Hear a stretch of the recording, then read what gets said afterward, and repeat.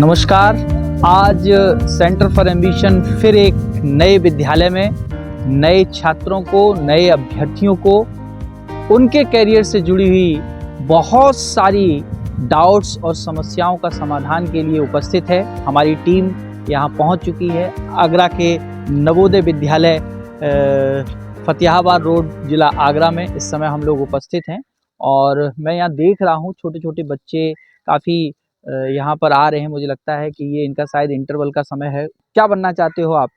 Sir मेरा M तो वैसे तो पापा तो बोल रहे थे कि यूपीएससी करनी है। अच्छा, आपका एम क्या मेरा है? एम यूपीएससी है सर। यूपीएससी है। Very good. पापा नीट यूपीएससी की बोल रहे थे। पापा नीट के लिए कह रहे थे और आप यूपीएससी में जाना चाह रहे जी हैं। सर। यहाँ पर सेंटर फॉर एम्बिशन की टीम की मेंबर रजनी जी कुछ बच्चों से बात कर रही हैं। मैं भी बात करना चाहूँ। किस क्लास में हैं आप लोग? 11th साइंस बैकग्राउंड से हैं। अच्छा, साइंस में क्या है, मैथ्स या बायो? मैथ्स से। सभी लोग मैथ्स से हैं। बायो भी होती होगी यहाँ पर? हाँ, बायो है। अच्छा, आगे क्या प्लानिंग है? आईआईटी। आप? IAS officer. Very good. आप? NDA officer. एनडीए में जाना चाहते हैं। अच्छा, ठीक है। उसके लिए कुछ प्रयास कर रहे हो आप लोग? क्या प्रयास करते हैं? एक तो एकेडमिक पढ़ाई जो है वो करते रहिए, बाकी जनरल स्टडी पढ़िए। ठीक है, खूब जनरल स्टडी पढ़िए, क्योंकि जीएस आपको आगे मिलने वाली है। आपको भी बहुत मिलेगी और आपको भी बहुत मिलेगी। ठीक है। हाँ, लाइब्रेरी में बुक्स हैं। ठीक है। आज हम लोग भी आए हैं, सेंटर फॉर एम्बिशन से हैं। एक आगरा का इंस्टीट्यूट है, बहुत पुराना, 20 वर्ष पुराना इंस्टीट्यूट है हमारा। आईएएस और पीसीएस की तैयारी कराता है। तो उसी के तत्वाधान में आज आपके यहाँ पर एक प्रोग्राम हम लोग करेंगे। एक करियर काउंसलिंग प्रोग्राम करेंगे। आपके करियर से जुड़े हुए जो भी प्रश्न हो वो हम लोगों की टीम से आप पूछ सकते हैं। ठीक है।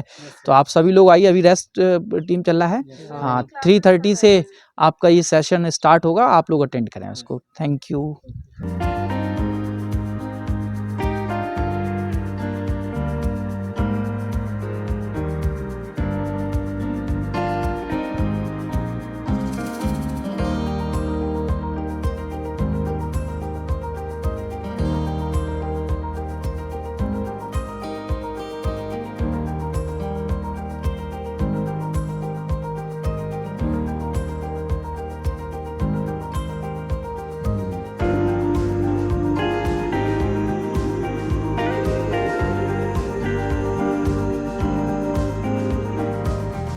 Good afternoon.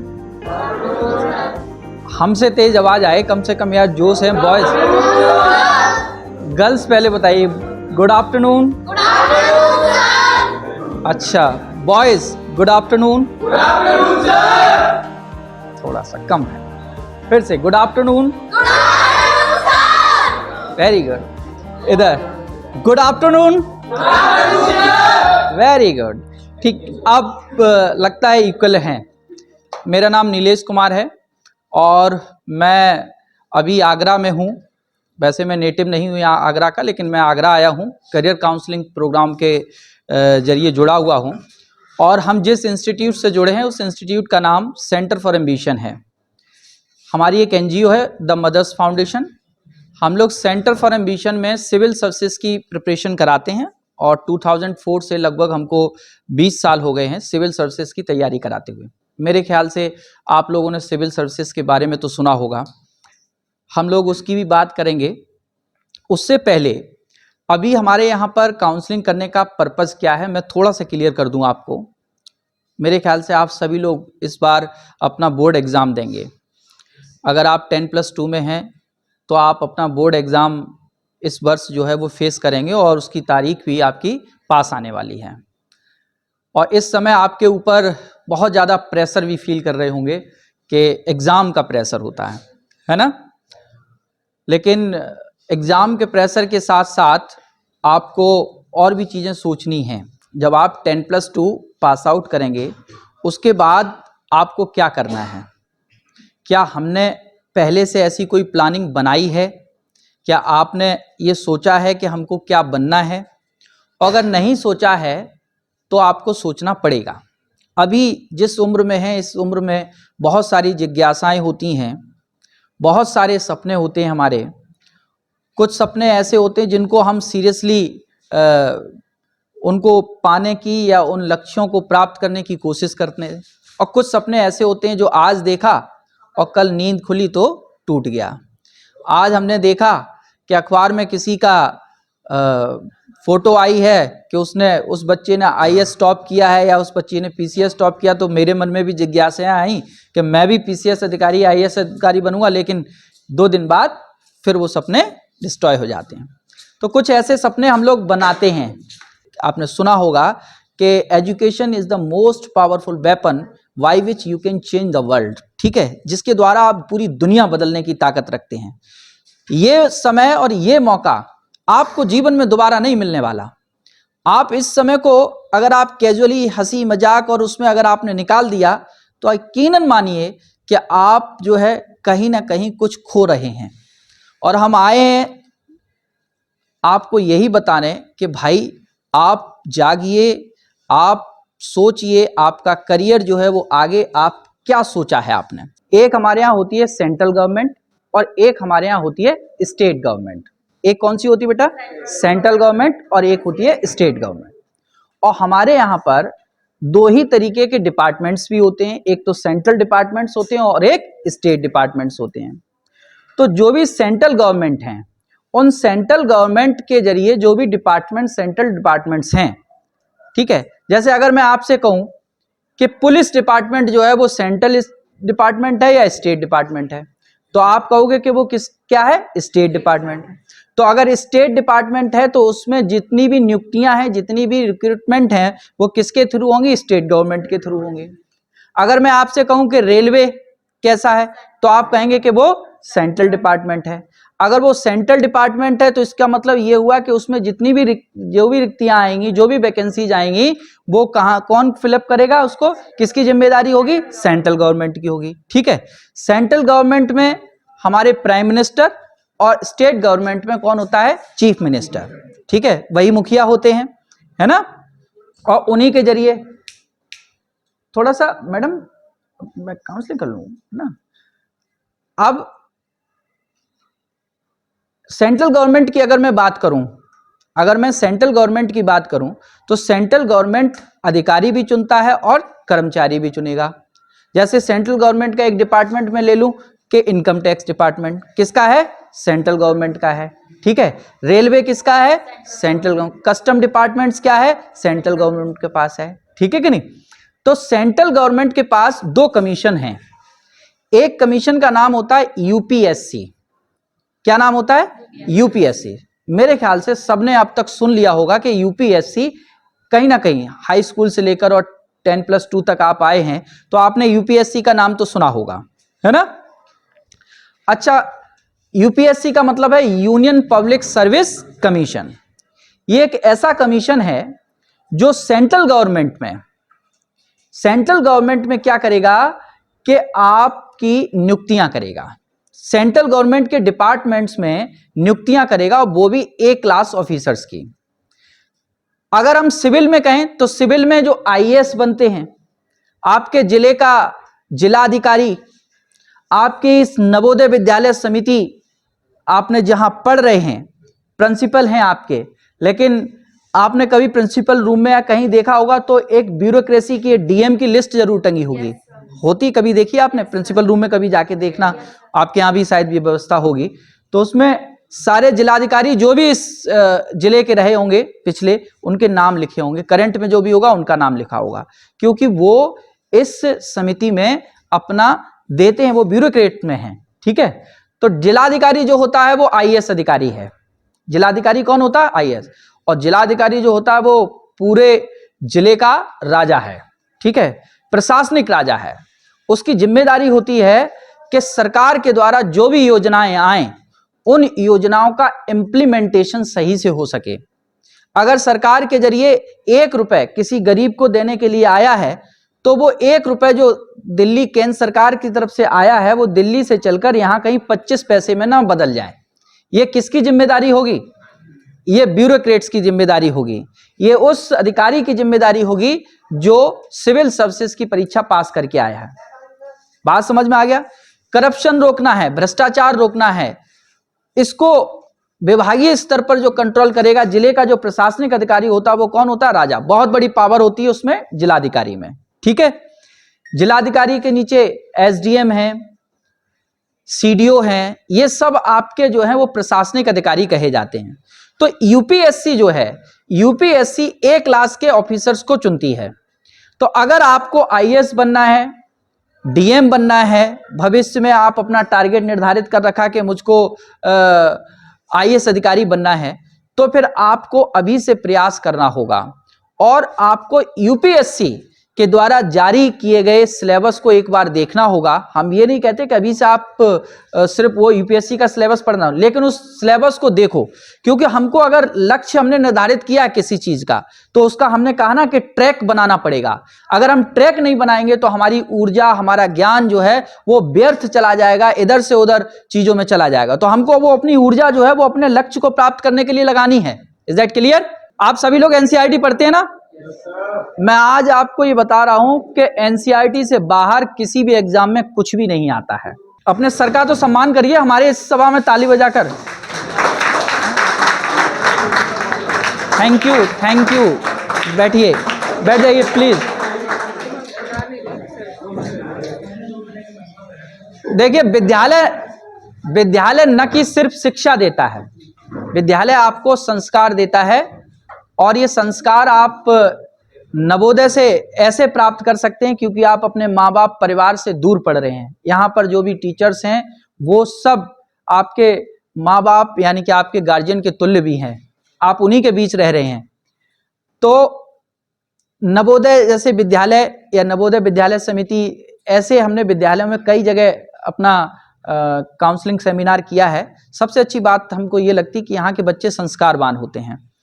मैं वाइस प्रिंसिपल सर का अति आभारी हूं कि उन्होंने हमको थोड़ा समय दिया आप लोगों से बातचीत करने के लिए, और क्योंकि समय की बाध्यता होती है और इस समय आपका समय बहुत इंपॉर्टेंट है क्योंकि आपका बोर्ड एग्जाम लगा हुआ है। मैंने लगभग अब लास्ट 2 ईयर में 200 से अधिक कॉलेजेस में सेमिनार प्रोग्राम किया है, और नवोदय विद्यालय आगरा, इसी तरीके से 1-2 नवोदय विद्यालय और भी हम गए। वहां पर एक बात हमको कॉमन मिली सर, 2 जगह है ना, हाँ, कि टोटल हमारा 10 मार्क्स का ये पेपर है, 10 में से 10 अंक प्राप्त करने वाले बच्चों की संख्या 10 से ज्यादा होती है। नहीं तो कहीं 1 या 2 मिलते हैं, लेकिन नवोदय के बच्चों में ऐसे बच्चे जिनको 10 में से 10 मार्क्स जो हैं वो मिलते हैं। कोई भी 5 कैंडिडेट आप इसमें से निकाल दीजिए बिना देखे, जो भी हो, और उनको हम अपनी तरफ से कुछ यहाँ पर फैसिलिटेट करेंगे। देखो, मेरे पास 5 ऐसे कैंडिडेट के नाम आ गए हैं। अब इसमें मेरी गलती नहीं है, जो भी 5 होंगे वो सर ने ही दिए निकाल के, आपके प्रिंसिपल सर ने, ठीक है? बकाया 5 भी उदास नहीं हो। हाँ, अच्छा ठीक है, मैं पहला नाम बोलता हूं। नाम इनका है अर्पित चतुर्वेदी। आ जाइए सर, आप अपना आ जाओ इधर सामने।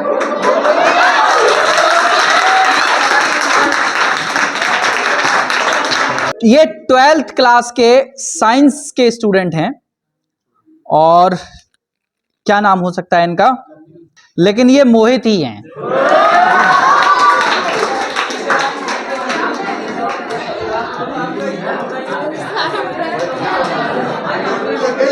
आगे सामने देखना जरा। Thank you. अच्छा, ये बच्ची हैं और ये 12th साइंस, और इनका नाम है काजल चौधरी।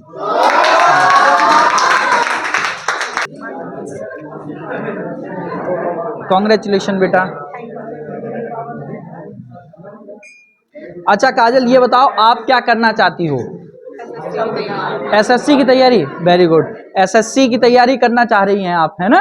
तो उसके लिए पहले तो 10+2 को बहुत अच्छी तरीके से तैयार करो।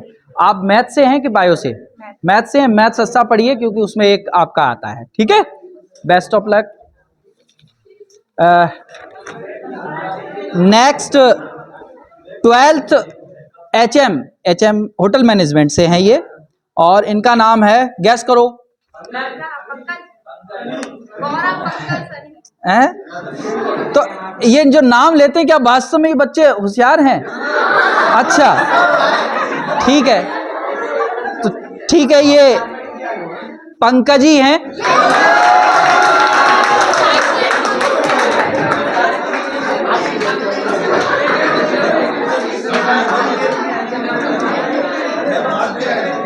ये बैक बेंचर से ही क्यों पास हो रहे हैं? कॉन्ग्रेचुलेशन।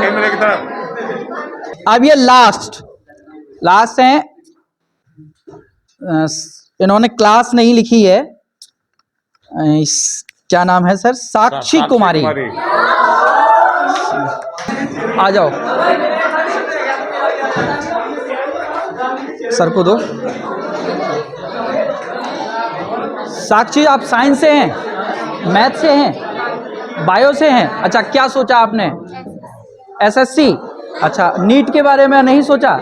एसएससी की प्रिपरेशन करोगी? प्रिंसिपल सर का कहना है कि जिन लोगों ने, बाकी लोगों ने 10 नंबर प्राप्त किए हैं, ये तो लकी ड्रॉ में आपको 5 हमने निकाल के दे दिए, लेकिन बाकी जो भी कैंडिडेट मेरे हाथ में हैं, इन लोगों को भी हम आमंत्रित करेंगे। सबसे पहले बारी बारी से आ जाइए। Krishna Kumar 12th, Krishnakant sir. मैं अपने नवोदय विद्यालय के प्रधानाचार्य, उप प्रधानाचार्य, उपस्थित सभी शिक्षकगणों का धन्यवाद देता हूं कि उन्होंने हमको ये मौका दिया आपके साथ बात करने का। बहुत सारे प्रश्न आपके, मैं जानता हूं, रह गए होंगे जो नहीं हमारे साथ डिस्कस हुए। हम ये चाहते हैं कि किसी समय हमारे पास ऐसा हमें मौका दें कि हम 1 by 1 काउंसलिंग कर सकें, क्योंकि हर बच्चे के सपने अलग होते हैं, हर बच्चे की जो भी ड्रीम्स हैं वो सब अलग अलग हैं। तो उनके हिसाब से हमको काउंसलिंग करने के लिए 1 by 1 काउंसलिंग की ज़रूरत पड़ती है। लेकिन फिर भी हमने कोशिश की कि आपको अट्रैक्ट करें कि भाई आप सबसे पहले अपना लक्ष्य निर्धारित करिए कि आपको बनना क्या है, और उस लक्ष्य निर्धारित करने के बाद आप उस लक्ष्य तक पहुंचने का रास्ता तैयार करिए। और उस रास्ते को बताएगा कौन? आपके गार्जियंस बताएंगे, आपके टीचर्स बताएंगे, ठीक है।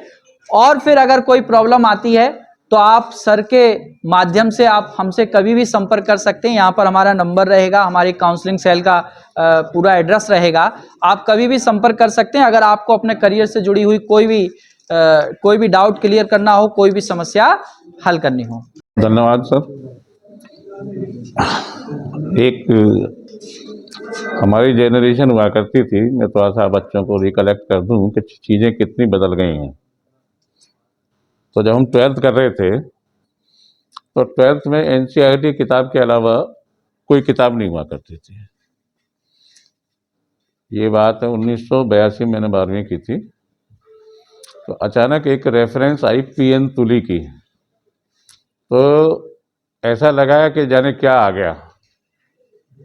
रेफरेंस बुक नहीं हुआ करती थी, टेक्स्ट बुक ही होती थी, उन्हीं से पढ़ते थे। और उस समय भी इंजीनियर बनते थे, सीटें कम थी। उस समय भी डॉक्टर बनते थे, उस समय भी IAS बनते थे। आज ज्ञान आपके दरवाजे पे है।